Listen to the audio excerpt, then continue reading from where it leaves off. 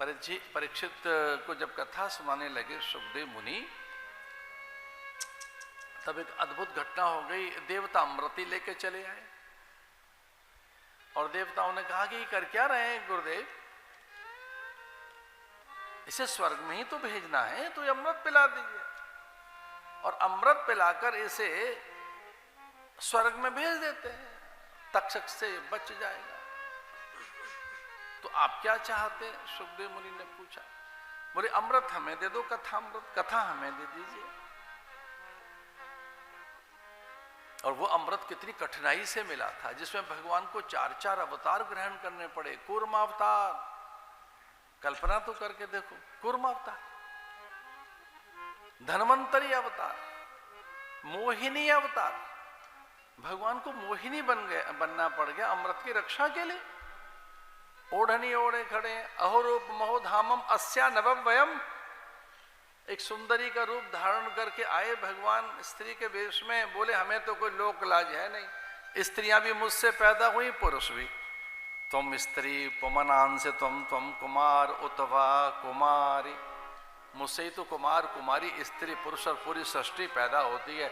मैं ब्रह्मा को पैदा करता और मुझसे ही ब्रह्मा और ब्रह्मा से सारी सृष्टि, मुझे कहाँ लाज आती है ओढ़नी ओढ़ने में। मैं स्त्री पुरुष सबका ही तो जनक हूं। पर भगवान धन्वंतरी बने उस अमृत की रक्षा के लिए, भगवान कूर्म बने, मोहिनी बने, कल्पना तो करो स्वयं मंदराचल बने।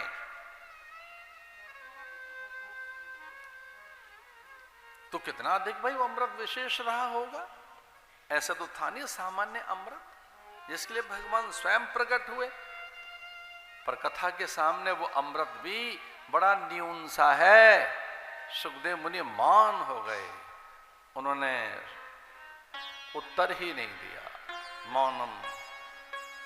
जैसे यहां अस्वीकृति नहीं, अस्वीकृति लक्षणम।